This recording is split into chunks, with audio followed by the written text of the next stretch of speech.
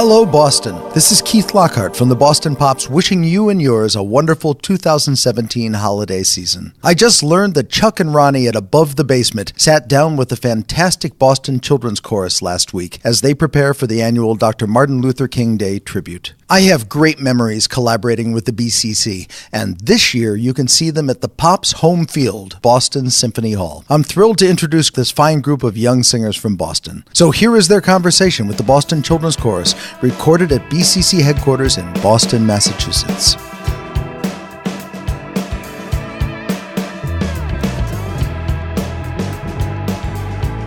I'm Lena Harris. Noah Southard. Iran Zelikson. Tiara Smith. Matthew Walensky. All right, thank you. Chuck, what are all their names, first and last, I don't know. please? I can barely remember my name. So when did you guys get here? Just a little bit ago? You coming right from school? Yeah. Okay, so you're all in high school. Yeah. Okay. Have you been doing this for a while? Yeah.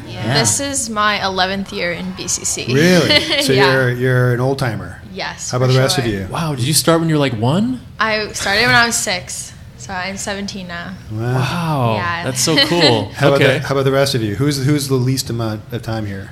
Probably me. Yeah. How long have you been here? 5 years? Yeah. Still, that's a good long time. It's a lifetime. It's your what? This is my 5th year. It's your 5th year. It's my 4th year. 4th year. Oh, so here we go. An 8th year. 8th. Okay, so you're the Yeah. youngin'. But so what keeps you coming back? Oh, man. Anybody? So many reasons. Yeah. If you could pick one thing, like what brings you back each week or a couple times a week? Or It's the music, it's the community. We get to have conversations and explore things that we don't get to do like at school or really anywhere else. Yeah. And it's really changed me as a person since I've been here. And I just can't really imagine my life without BCC at this point. wow, I'm getting a lot. There's a lot of heads nodding right now. Yeah. Basically, when we come, it's like to sing, but it's also to group with friends we haven't seen during the week while we're at school. So you guys have your own lives, but most of you go to different schools, and then when you come here, it's like your BCC friends. Yeah. Okay. How do you get here? Your parents drive you here? You take a bus? You Nope. take the subway? How do you get here? Well, Noah and I take a bus at 2:45 from the center of our town to Alewife. Public transport? Yes, public transport, which is fairly long, and then we take the T from Alewife to Broadway, which is right about here. It's a long day. Yeah. Yeah, I feel like I've gotten so used to the commute that this is going to sound weird, but I look forward to taking the bus and the T to it's just such a routine. It's like an important part of the week to get on the bus and will you guys come here. When you guys come here, you talk about some interesting things that you said, Iran, that you don't normally talk about maybe at school or at home. We're going to get to hear you guys sing, which we can't wait to do. You got a big concert coming up. I know you had a holiday one, right, recently? And then you got the MLK concert coming, right? When we only have a few minutes, it's hard to ask about Dr. Martin Luther King. What is it about him and his message? I mean, there's a lot to talk about. Are there things you've learned so far about him and his legacy? I mean, in addition to his legacy, I feel like being around so much diversity, it really changes my perspective on everything. And if I didn't have the people, the different backgrounds that everyone has here going into the concert, I think the concert would look completely different. And I think my life would also look completely different. Huh. It makes sense. What about you? One of the real draws is getting to know people that we never would have interacted with otherwise. What about MLK himself? Do you guys think about, when you're singing, do you think about the songs and the lyrics and things I think you're doing a song that he really loved. What was that song again? Take My Hand, Precious Lord. It was something he requested be played moments before he was assassinated. Right. And the lyrics in that context are sort of prophetic. But with every song, it connects to our mission of social justice and awareness. And we all connect very deeply, whether or not we're talking specifically about MLK or not. It's about him, and it's about the styles of music, like doing spirituals and really understanding the weight that those things hold is another thing that's very unique to BCC versus most other choirs. It's not just about spirituals, right? You guys also do Pride in the Name of Love. You do contemporary stuff that also has meaning. So I think what's really powerful about BCC is that we are physically living out MLK's dream. We come from all different places all around Boston and the greater Boston area. We are so many different backgrounds and we come together and we sing, in the name of diversity, in the name of equality. And to answer what you said before, every year we pick something that is happening in the present. I mean, the Syrian refugee crisis was really pertinent, so we decided to sing a song about the crisis and called "Oh Canada," and about how Canada was this place that this father was trying to take his family to escape turmoil in Syria. And that song, although it's not about MLK and his struggle particularly, it still embodies what he envisioned. And so we do sing a lot of things that are relevant to today. Couldn't have said that more eloquently. People use the terminology social justice. You just define social justice in a much more sort of palatable way and in just a beautiful way. And kudos to you guys. I mean, I think that you're really living it. Like you said the physical manifestation of that. And it's the vibe you get between each other that you share, at least is what exudes from you guys. Do you feel that you're growing as musicians as well and singers? When we sing, we do a lot of harmonizing and a lot of pieces that you have to have them packed down. You have to know the lyrics, you have to know what you're singing. But also when we sing, Mr. TK always asks us to think of the song, and when we sing it, make it our own. We need to put our soul into the song. So when we sing it, it's not like we're just singing a random song, but we're singing about something more powerful. So you make it your own in a sense? Yeah. What do you mean by that? How do you make it your own?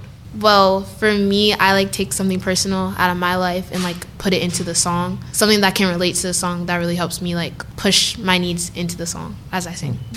Anybody else feel that way? Or? On one hand, you have to learn the music, right? But once you get the music down, the shell of a song, there's a whole nother level. You could master a song musically, but then there's another level which you have to, I feel like we find a way to break through, and it just by really just listening to each other, understanding each other. Sometimes we'll have rehearsals and some people will share their personal experiences, and just having that empathy for someone else and being able to put yourself in someone else's shoes allows you to maybe understand the context or meaning of a piece, a way which you had not thought about it before. And then when you can really focus that energy, you can drive that energy into your music, then it really kind of breaks that wall. And that's when we can move each other, but we can also move others. Similar to what you said, there are kind of two steps to really getting the meaning out to a piece. There's the first musical, you need to know what the piece is like, you need to know all your notes and the rhythm, and that I got stuck on for years and years until last year when I first came into Young Men's Ensemble, and everything just clicked. And then I was actually able to move with the music, actually know what the music was about. And for some reason that took so long for me to understand. Now realizing the infinite depth to all the music that we do, especially MLK, really goes into much further depth as soon as you kind of break that barrier. At the beginning of the year, we sang at a gala for Theresen Music Foundation. Okay. Theresienstadt is a concentration camp in Germany during the Holocaust, and the Music Foundation is pretty much a whole bunch of musicians that composed music while they were in the camp. That was another leap towards getting to know music more, because I have a great relative who went through Theresen. It was kind of one of the first things that kind of related to me, because I sang about MLK and I really got into that, but then this kind of upped that level and was this is kind of about my culture and my heritage, and I felt like I needed to portray it as much as possible. And so now I can do that with everything else, because I know what as much as possible feels like. That was also well said. So I'm sure everybody will have some experience that they bring into it, and to have the depth of ancestry and struggles or challenges in many people sitting around this table. But also the empathy that you guys are feeling for everyone else's experiences definitely comes out. I give you guys a lot of credit. Maybe people don't say it, but it takes a lot of bravery to get out there and sing in front of a lot of people and do all that and put yourself out there and wear your heart on your sleeve. I mean, especially if you're a younger kid, you can grow up in it, but sometimes when you're coming in as an older kid, it can be, you got to break down those barriers. It's not easy to do. Most adults can't do it. So y'all going to continue with music after this, after you get out of here? Yeah. I hope so. Yeah. Now, and then what about, I know we got to get going to to rehearse, right? You're not getting out of rehearsal, right? You guys Now, need it. school, academics, do you find that there's been any change in the way that your grades, or is it, or is there any impact or connection there? Yes, and I want to go back to Matt's point a bit, because a few years ago we went to Prague and visited the concentration camp Theresienstadt. We met survivors from the camp. We sang all sorts of music about it, inspired by it. That remains one of the most transformative couple weeks of my life. And that was the summer of 8th grade. And then going into freshman year of school, we read the book Night by Elie Wiesel. Sure. And I think it's very difficult for teachers in a public school to teach material about the Holocaust in a way that really cultivates empathy. And I actually noticed a lot of apathy from my peers, because they had no way of connecting to it. And after the tour experience, I was so incredibly connected to it in a way that, like, actually going there, you can't find that in any other way.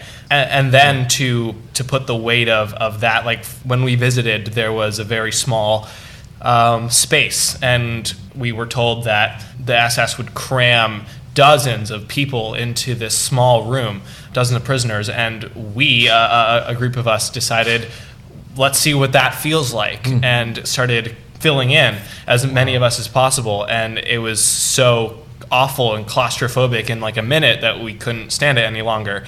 So yeah, to put that in the context of all of the sorrow and the death and the looming presence of the Holocaust, and then to give a concert about it, and some of those concerts are still among the best that we've given, and it's because of that emotional connection. Wow, thank you for that. Yeah, and I also want to add, when we did our Theresian concert a month and a half ago or so, I was in a place in school where I didn't really have any motivation to do much work. I just wasn't in a good place at school. And what Theresian did for me was kind of say, we're reading the music of these dead Jews that could have been successful, but their lives were ended. And that really got me to say, like, I need to live up to what they couldn't do so I can make them proud.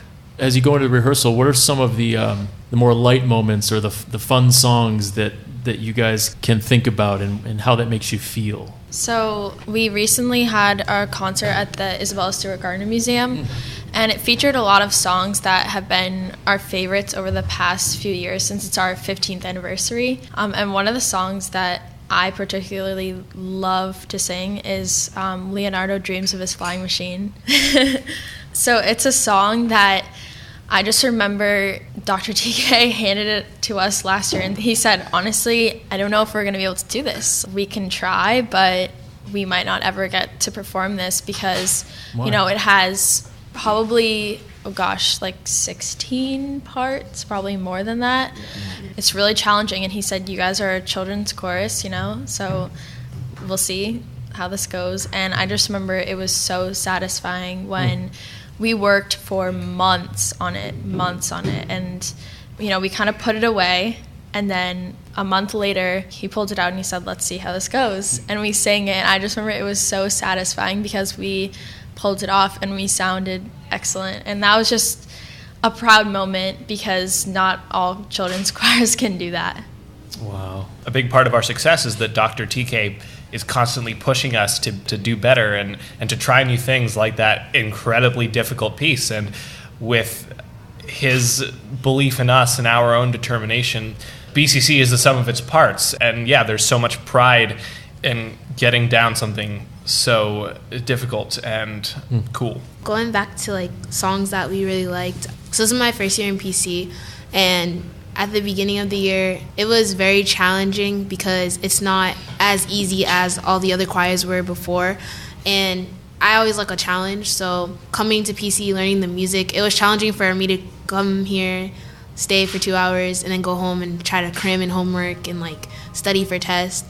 So it was like really hard at the time. I know I really want to sing, so if I want to do this, I have to push myself harder and harder to make it all work out. One song that we sung for our Christmas show was Glow. I don't know why, but like any song that has like harmony or like really high levels of voice, it really brings out the song.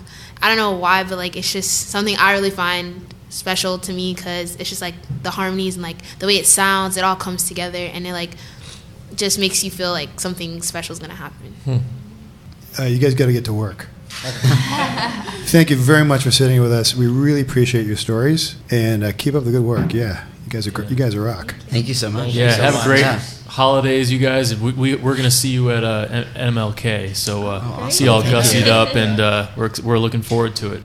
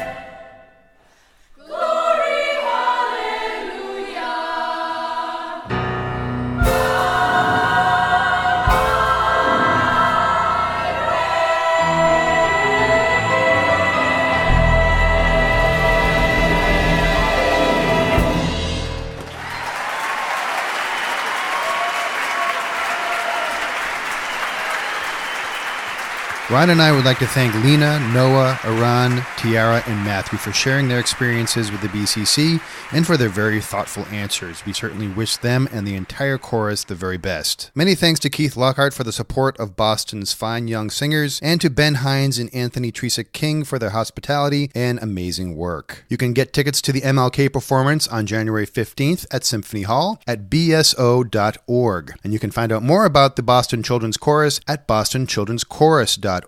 Go to abovethebasement.com where you can sign up for our newsletter, listen and subscribe to our podcast, like our Facebook page, follow us on Twitter, and look at all the nice pictures we post on Instagram. We are everywhere. On behalf of Ronnie and myself, thanks for listening. Tell your friends. And remember, Boston music, like its history, is unique.